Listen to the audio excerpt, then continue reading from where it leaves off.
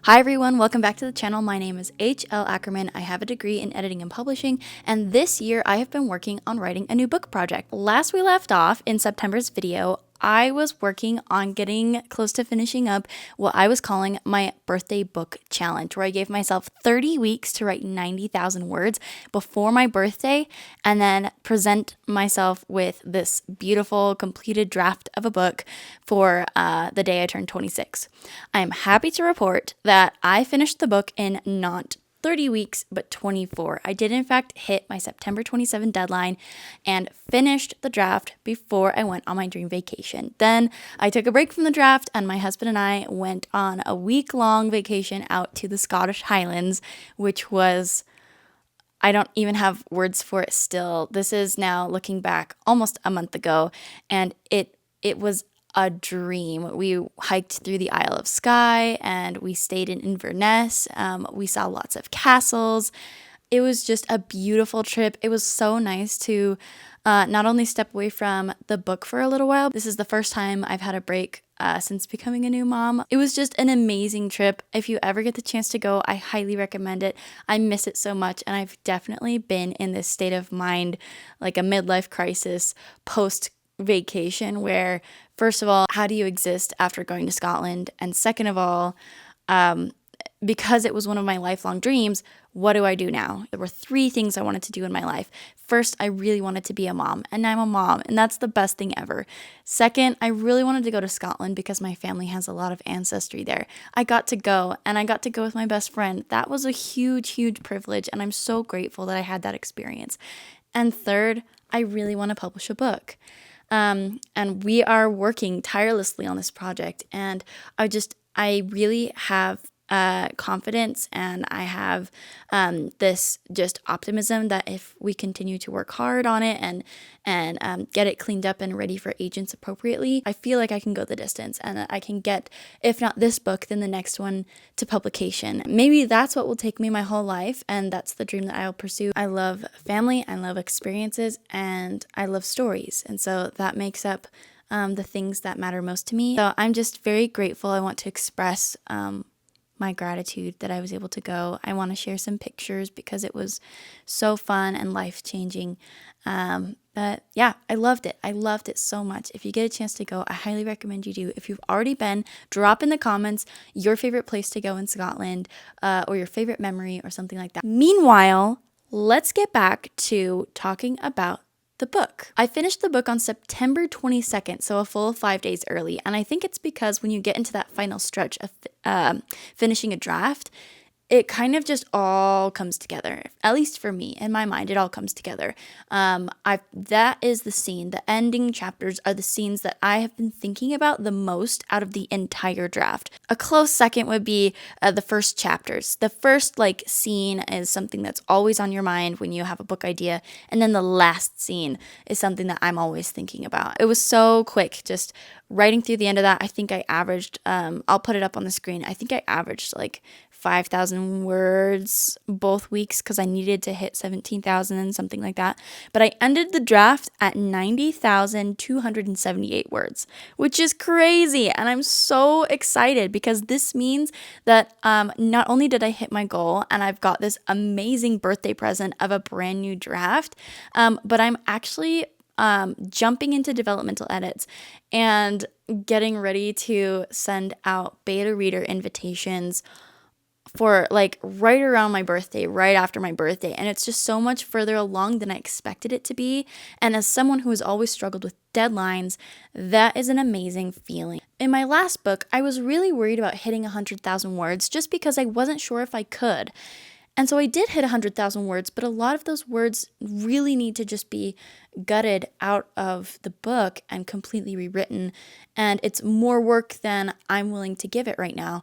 Whereas this book has been all about focusing on the habit and focusing on building a really good plot and making strong scenes at every step of the way, with the only goal to write consistently. And sure enough, the progress took care of itself, which is something I'm really grateful for. It's taught me that as long as I maintain my creative focus on the idea, and my motivation and commitment to the idea on a daily and weekly basis, it helps me make progress even when it feels like life is just kind of all over the place. So with the draft done, I can now tell you the working title and show you my little printout. This is the completed first draft of my novel from the summer called Villain Theory, Board of Villains, Book 1. And essentially, this is a story about a girl named Talia who was raised to be a villainous prodigy, and she was promised a lot of power in the years to come. Now, she faces one final task after years of preparation before she can earn that power that she was promised. Her final task is to choose a hero, lead him on a quest, and then defeat him in the end to prove that she is the villainous prodigy they were hoping she would turn out to be. If she can accomplish this task, she will inherit a seat of power. The only problem is that when Talia finds her most stereotypical hero she can possibly find and begins leading him on the quest, he starts challenging everything she's ever known. And I have loved getting to write this book from the perspective of the villain, simply because I love the idea of deep introspection and someone challenging their own thoughts and thinking outside the box, meeting people who are very different from them, and having to understand a worldview completely different from their own. So this book works to subvert the hero and villain archetypes by making a villainous girl our hero. And I love it so much. There's lots of classic fantasy-esque scenes in here that I hope you will really like. I have just opened the call for beta readers, and there's more information about that opportunity on my Instagram. So if you're interested in that, there is an interest form you can fill out. The beta reader window is going to be open over the holidays, and I'm looking for 5 very basic types of feedback, okay? The ABCs of editing feedback is something that I learned about a few months back and was reminded about it at a writing conference earlier this month. And the ABCs of editing feedback, specifically for betas, are I would like them to tell me what was A, awesome, B, boring, C, confusing, D, disbelieving, or left them in a state of disbelief, took them out of the story, and E, emotional. Those are the 5 things I want to know. And I want an odd number of betas so that there are tiebreakers and there aren't 2 people saying the scene was awesome and 2 people saying it was boring. I want a tiebreaker to see where the majority lies in reactions to each scene. And then I will use those reactions to help weed out the weak points in my story that I can't see. Before I can even begin thinking about sending a draft of Villain Theory to beta readers, I want to be as thorough as possible in making sure that my plot and my story points are clear as day. I'm not worried as much about grammar, punctuation, and the little nitty-gritty details of line-by-line prose at this point, because if I go through and I edit all of the grammar for my book and then I end up cutting chapters and rewriting chapters, all of that rewriting will also need grammar revisions. And I don't want to waste hours of my time fixing punctuation marks, fixing spelling, changing grammar before I'm ready for it. I want to make sure that the actual bones of my story, the feeling and emotion of my story, and the flow of the character choices, I want to make sure that those are solid first. Then you have kind of a funnel effect where you're working from biggest to smallest. You're thinking about the big picture story and then working your way down to the tiniest little things like semicolons, em dashes, and punctuation. The developmental edit can be very intimidating for a lot of writers and authors, especially if you have never edited an entire book before. Revising can feel like you're just jumping into a huge pile of words, which you are, and then getting lost. I spent so much time revising and revising and revising my previous book project that it got to the point where I could not tell where one draft ended and the next one began. And for some authors, that works for them and it's all blended together until the story reaches a point that they feel like it's ready for readers. I can't work that way. I really need compartmentalization in my creative projects because otherwise my imperfectionist habits and thinking will prevent me from ever releasing anything creative that I do. At some point, I have to assign myself deadlines and cutoffs where I can say, I've contributed X amount of hours to this. It's reached a point where X amount of people agree that it's polished, and now it is time for me to send this on to someone else. It's time for me to let this project go, share it with the world, whatever imperfections remain, and move on to the next one. Because no one will be able to create a perfect creative project, whether that's a book, a painting, or anything else, purely because art is subjective. Creative work is subjective. I guarantee you that all of your favorite books on Goodreads will have at least one bad review because it is so subjective. And that is why we cannot get hung up on making it perfect. And that is why we are working in drafts, start to finish, very methodically, and that will help us get to a point where we're ready to publish and ready to move on to the next book. All that said, let's take a look at the retroactive outlining system that I'm using called a plot grid, and we will talk about what that looks like in terms of building a revision plan and enacting those revisions on draft 1, because the draft 1 is done. The finality of having a printed first draft tells me I'm ready to move on to the next one. Draft 2 requires developmental edits on my end, where I am working on strengthening the story weaknesses, closing plot holes, revisiting and adding depth to my characters, my setting, and all of my major plot points. So this is a plot grid, and the plot grid system is pretty popular among creative writers who work like me and just really find it helpful to have pieces of your book laid out in boxes. I know lots of people like to use just a simple bullet point list as well, and you're welcome to do that. There's so much value to building a retroactive outline because it tells you what you already have written down. This can be especially helpful for writers who feel like they have brain dumped everything into your book and your draft and you just don't even know what's there anymore.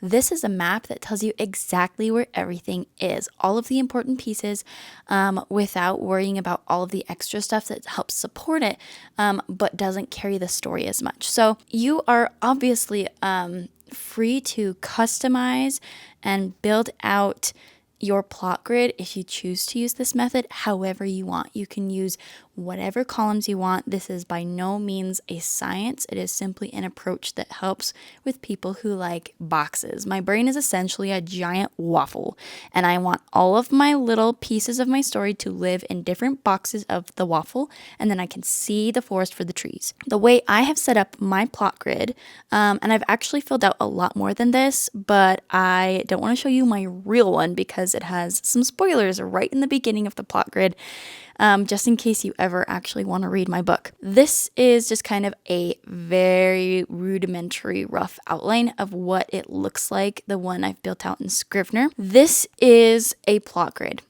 Now I started over here with the chapter number. Then I have a column for story beats because I build out the early plot of my story using Save the Cat beat sheets, and then I go back and I make little tweaks and adjustments from there. It's really nice to be able to have a skeleton of a story structure to build a story on. It's obviously not required. Building on story structures such as Save the Cat beat sheets or like the hero's journey or the 7-point method, all of these different structures can help give your story a backbone if you are just learning about storytelling or you're trying to navigate how to write a long form novel. Then I have a column called purpose, and there are 3 primary purposes that I rotate between depending on what each chapter is doing. So discovery chapters are chapters that are primarily providing information for the reader to help orient them in the story and in the world. So obviously in the beginning, we're going to have a couple of discovery chapters. This does not mean that it's only discovery. This does not mean it's only dialogue, it's only info dumping. Each chapter needs to be multi-purpose. Each chapter needs to have a conflict, a character choice, and a consequence based on those choices. But the overarching purpose is to help so that I don't have too many scenes that feel too similar. It's that variety, that roller coaster of the up and downs that really help draw your reader in. And so if we have 5 conflict chapters back to back, it's going to start to get repetitive for them. So each purpose helps me understand what the objective of the chapter is. In the beginning, it's discovery because I have information I want to share with my readers. Then the inciting incident is obviously a conflict chapter. This is a chapter where our main character is faced with a conflict, is forced to make a big choice that drastically affects the story. And then the reaction chapter is where you kind of see the consequences of their actions. And so this is also part of the debate before we break into Act 2. So you can kind of see how it starts to flow together already. I already know where I'm at in my book based on my chapter number. I know what story beat I'm trying to accomplish with this chapter. And then I know the tone of the chapter as well and its primary objective. Now, chapter summary is just a basic summary of the surface level plot and all of the actions and the consequences and like any clues. If I was writing a mystery, this is where I would put clues they discover for the main front-facing plot.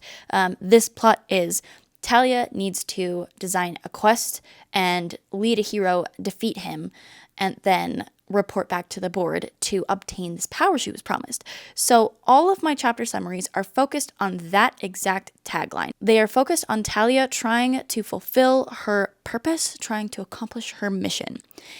The invisible layer or theme is how I track the progress of my underlying theme in the story. In my actual plot grid, I write out sentences about how my theme is represented in this chapter. But here I've just kind of written down to show you the pattern because I'm focusing on the theme of subverting hero and villain archetypes. Classic villains and classic heroes are a direct finger point to the theme that I'm trying to explore with this book and the question that started it all. What if the villain had to be the mentor, much like the Ballad of Songbirds and Snakes? So I start out the front of the book is front-loaded with all of these classic archetypes to establish reader expectations. And then over time, it's this column that is going to help me show how those archetypes subvert themselves. Now, one of my subplots is obviously romance because the subplot, what's happening on the side of Talia trying to accomplish her mission, is she is starting to develop these internal feelings for her hero. She's also kind of faced for the first time with people who are kind to her, people who are forgiving, people who look out for others, very classic hero stuff, but stuff that she has only theorized on and stuff that she has been trained on but never seen face to face. So this is kind of an exploration of what it looks like when she is faced with someone who genuinely cares about her without knowing much about her at all. And that is something that she really starts to wrestle with pretty quickly. And she spends a lot of time denying it. So that's always a fun element. The B story is another subplot, but this is representative in Save the Cat. It talks about the B story character. The B story character is someone who directly impacts and shapes or otherwise leads Talia along or leads your protagonist along their quest, along the plot. And so I do have a B story character in here. It's kind of a mystery type story. And it involves the other candidates who are trying to get this power that Talia was promised. All of this book kind of has subtle nods to the business side of evil and evil if it were corporate. It gives some interesting nods to things like interviews and candidates and the board of villains. So that's always fun. Then we have two really interesting columns that I really like. And this is something that I saw in an evaluation of The Lord of the Rings very first. There are two enemies in your story. There's a close enemy, an immediate enemy that represents all of the fears and conflicts of the protagonist. In The Hobbit, your close enemy is Gollum. He's right there with them. He is a constant reminder of the evil power that lives within the ring and the corruption, and you see that firsthand. There is also a distant enemy, and the distant enemy in The Hobbit is the evil Dark Lord Sauron. And so you have this kind of combination of conflict where it's the same conflict, it's the same threat, and yet it has a close-up, in-your-face version that's constantly putting pressure on the hero. And you have this distant, lurking, larger enemy that really gives you this sense of urgency, like something is going to happen. They are going to do something unless you stop them. And these two forces combined under the same threat, the same enemy, essentially, is where we can see a really good dynamic, and you get a lot of variety in conflicts that your character faces. So I keep track of those two things separately as well. The final column in my plot grid that I retroactively build for this story that I have already written are my editing questions, and this is the secret sauce to how I'm approaching my developmental edits.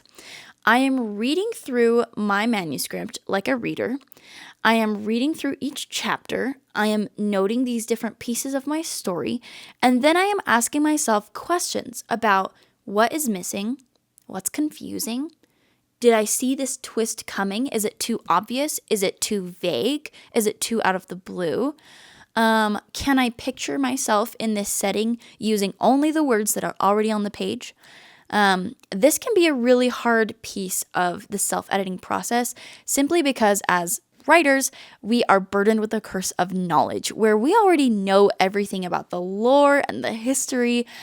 We know the appearance of our characters as they live in our minds, as we have been imagining them for probably even longer than we've been writing these books. And we now have to pretend as though we don't know anything except what is on the page. My camera died and both of the batteries died, so I had to take a break and do a couple things while my camera battery was charging. We are limping along at less than 50%, so I'm just going to wrap it up real quick. I hope that this little example of the retroactive outline and the plot grid gives you some ideas of ways that you can effectively approach a revision plan where there is kind of a start and a finish, where you're building out your specific editing questions, looking at larger story themes and focuses before getting into the nitty-gritty that gives you a starting place and a finishing place where you can check off your list of questions answered in each chapter as you go along, making little tweaks so that you are closer and closer to the story in your mind being reflected and polished on the page. Obviously, it's a very long and involved process, but you can absolutely do this. Anybody can do this. And all it needs is a little bit of direction and you can do it. I hope that you enjoyed this video today. Please be sure to give it a like and to turn on your bell icon for notifications of my videos popping up. Don't forget to subscribe, of course, and please feel free to share this with a writing friend or drop in the comments if you have any questions about this or questions about other writing topics that you would like to see a video on. I cannot guarantee a quick turnaround because this is very much a side hobby, but I do enjoy documenting the process and sharing it with you as we go. So let's do this together. Let's write our books and let's make them as good as they can be for our readers. It's just so much fun to do. I also hope that you will take a moment to go onto my socials, check out the beta reading interest form linked in my bios for Villain Theory if you're interested in reading a new adult gothic fantasy. 90,000 words. It's approximately 11 to 12 hours reading time if you're an average paced reader. I will be hopefully sending it out here sometime next month. And yeah, I'm so excited about where this story is going. So grateful to be able to share pieces of that with you. I hope you feel inspired, and I hope that you will stop around the channel again sometime soon. So until the next one, thanks.